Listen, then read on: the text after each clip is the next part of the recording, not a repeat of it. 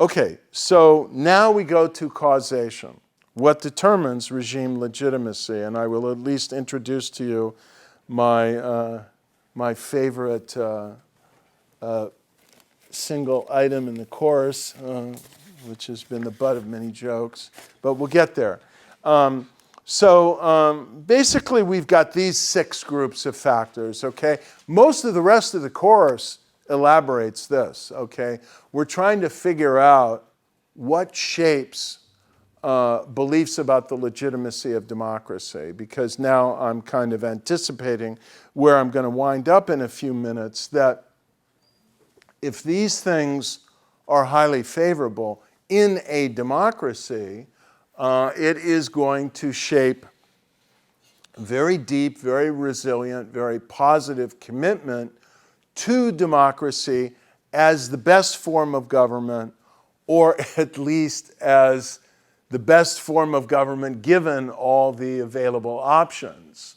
So we'll go through these in some detail, but first of all, we're talking about how well does the regime do in giving people what they want in terms of economic growth and political features of performance that you might not have thought of as performance that people evaluate as such.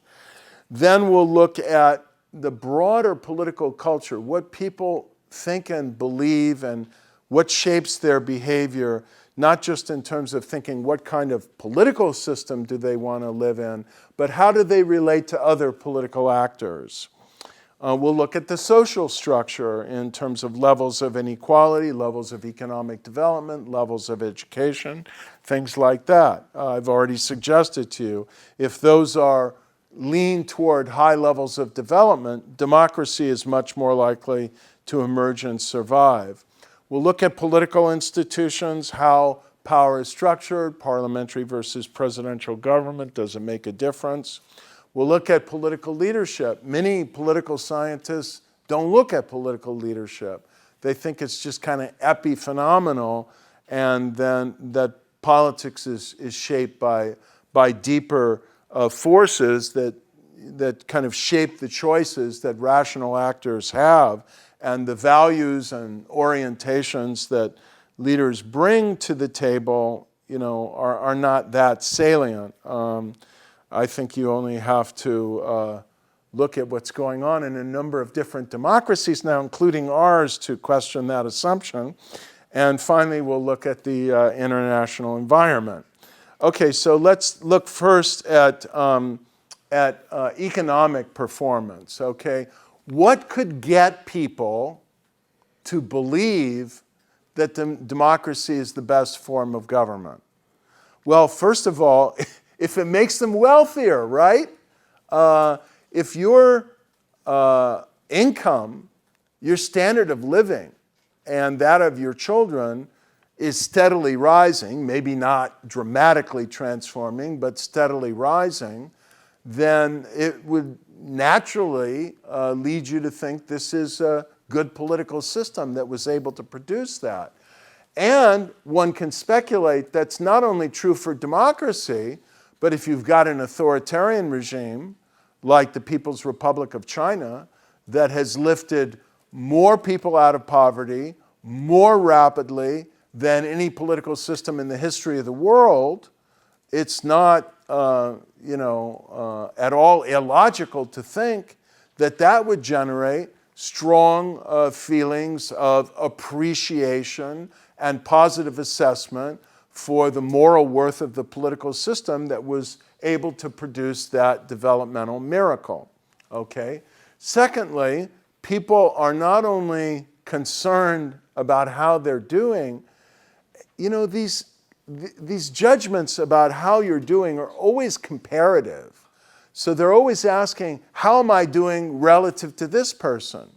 And if you're getting a little better, but only a little bit better, and you see others in society getting fabulously, arrogantly, demonstrably, controllingly rich and powerful, that visible portrait of increasingly extreme inequality can lead to resentment, even if your own situation is getting a little better. And of course, you get a situation like we've got now in the advanced industrial countries, where median incomes have barely increased at all in the last 30 or 40 years, but you've got this massive increase in inequality, and so most of the gains in terms of the economy are going to the top 1% of income earners, and that's kind of really dramatic stuff in terms of legitimacy. Now, why should this matter so much if people's situation is getting better? Why should they care how others are doing? I think you mentioned it earlier, is that we care way more about how we're doing compared to others. Okay. So even if I'm doing a little better, but my neighbor is doing a lot better, then no matter the fact that I'm doing a little better, I want to be doing a lot better, just like my neighbor is. So it's kind of a fairness issue. Yeah. Anything else that occurs to you? There are also ways that increased inequality economically, even if the worse off are getting a little bit better off, can threaten political equalities. People might not feel like they have an equal voice in the system, even if they have like slightly more resources. So we've got the question of voice here, okay? Think of, now I'll put on my sociological hat for a minute. Think of social stratification as having three strands. There's the economic dimension. How much wealth do you have? How much do you have in the way of material resources? There's the political strand. How much power do you have? How much voice? Money does talk in a democracy. I'm afraid it talks too much with our current system of campaign finance in the United States in our democracy. But if there's gross inequality in wealth, then, unless you've managed to devise very robust mechanisms, legally and institutionally, to level the inequality in terms of how it gets translated into political influence through campaign financing, lobbying, things like this, then it's going to produce unfairness and inequality in the actual political process itself. And perhaps we can evaluate this, diminish the depth or quality of democracy. So you've got an implication not just for the material side, but for power. Okay, what's the third dimension? Any sociology majors here? Okay, social status. Okay, worth. One reason why people are very attentive to inequality is because when there's material inequality, there tends to be extreme inequality in social status and in images of who's worthy in society, who matters. And the more you get extreme inequalities of income and wealth, extreme inequalities in material resources, the more you tend to get arrogant contempt on the part of the rich for people who are not rich. I'm not saying it's inevitable. I know many rich people who are empathetic with the poor and doing noble things to level society and create a more opportunistic and fair society, and even supporting the Stanford Fund to enable lots of students who do not come from highly resourceful families to be able to go to universities like Stanford University and graduate with no debt. So this is not a generalized statement about all wealthy people, but it is a a statement of kind of tendencies about societies where inequalities are very extreme. It tends to kind of seep into the culture and into social relations. And here I have to highlight, we're going to come back to it when we talk about ethnicity and why ethnicity is such a powerful phenomenon. You'll see it when you read some of the work of Donald Horowitz. And have any of you read Frank Fukuyama's book on identity? Yeah, if you do, I think you'll see it there as well. That the,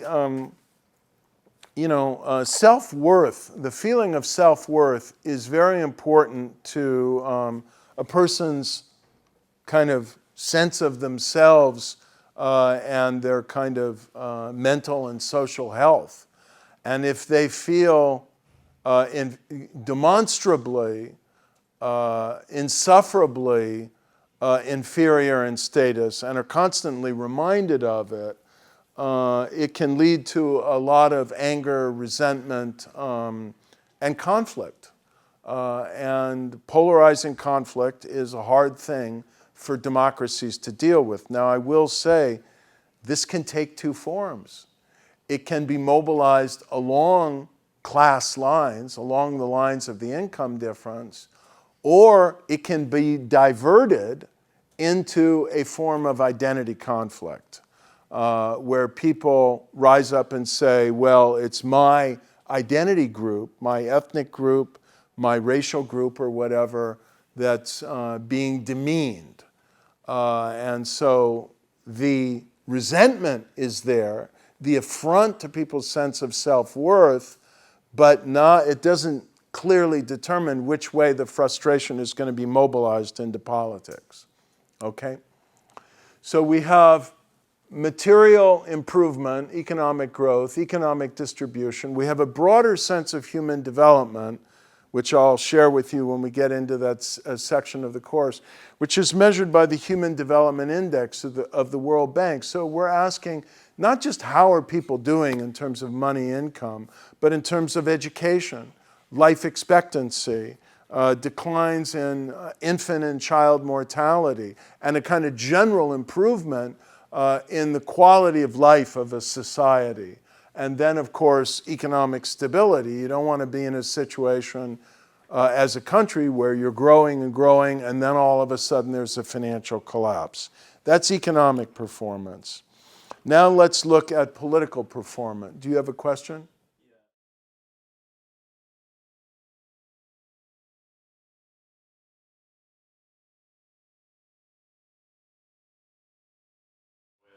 Well, it depends. It depends how this class conflict is translated into politics. If it's translated into a political agenda for social and economic reform, I mean, that's what democracy's about, right? How do you think we got the progressive income tax in the United States, or Social Security, or Medicare, or now some people on the left of center have a new generation of a progressive agenda, and they would like to see Medicare for all in the United States, which is basically a form of national medicine like Canada and many European states have. I mean, you can say that's good, that's bad for the United States, but I mean, in theory, that's what democratic politics should be about, right? Is what should be the economic and social policies that are best for the country. So I'm not saying, I certainly don't mean to say that that's a bad thing for democracy. I think it becomes threatening to democracy when inequality becomes so extreme that people pursue radical and even violent agendas, because democracy is not well equipped to manage violent mobilization. It kind of threatens the political culture and institutional logic of democracy. But if democracy is working well, then when things get out of balance in terms of extreme public disaffection, you get political mobilization congealing around an agenda that will make it work better, and then democracy is renewed in a way in terms of its claim on public legitimacy. And I think a lot of people look at the progressive era in the United States in the early 20th century with the breaking up of the monopolies, the introduction of the progressive income tax, the beginning of the construction a little bit later of a social safety net to address poverty and income insecurity in the United States, as a step-by-step incremental addressing of these issues. Okay? So the key point I want to make is that it's not just about what have you done for me lately in material terms. We actually have a lot of statistical evidence, which I review in my earlier book, Developing Democracy, to show that particularly early on, but even on an ongoing basis, publics assess the political performance of democracy at least as seriously, and maybe even give more weight to political performance than they do to economic performance. And here's in terms of the beliefs about the legitimacy of democracy. Here's what, first of all, we have statistical evidence to show this, but here's the logic of it. Lots of things contribute to economic growth. A government can't completely control what's going to happen in the world economy, particularly in a globalized economy. What's going to be the availability of markets for their exports? What are going to be the pressures for the exchange rate of their currency? In the short term in particular, it's not easy for government to fully be able to control all that stuff. But a government should be able to refrain from corruption. If a government is a democracy, it should at least be able to deliver democracy, right? Clean and fair elections, respect for freedom of the press, respect for freedom of association, freedom of information, freedom of movement. It should at least be able to maintain political order and not engage in gross corruption, influence peddling, and conflict of interest.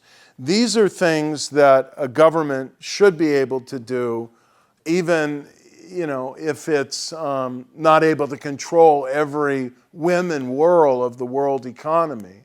And so people do look at levels of political order. They do look at levels of political corruption. They do look at the extent of accountability, transparency, protection for rights.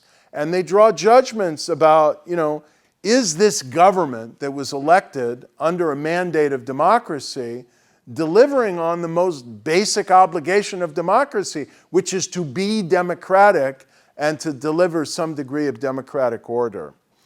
And I have found, just kind of sharing with you a kind of bottom line conclusion that I've come to, that there are very few things that are more corrosive of democratic legitimacy than corruption, than the perception that the politicians as a class are pervasively, grossly, arrogantly corrupt and self-serving. Because if they are, then why should they have a moral claim to authority? What gives them a moral title to the rule if they're getting elected on a promise of serving the public interest under a rule of law, and then all they're doing is serving their own personal, family, corporate, and political party interests? And this is the dilemma with respect to accountability and transparency, and also with respect to rising levels of crime, that has just sent a paradigmatic, I think authoritarian, but certainly illiberal and pretty darn dangerous populist, Jair Bolsonaro, to the presidency of Brazil. There's been a massive, pervasive corruption scandal around the construction company Odebrecht that has engulfed much, if not most, of the political class of Brazil, across political parties, across broad swath of Brazil's parliament. And people turn to this kind of more marginal figure from the extreme right, even though he'd been in parliament for, I think, 25 years, who said, "I will clean up the mess."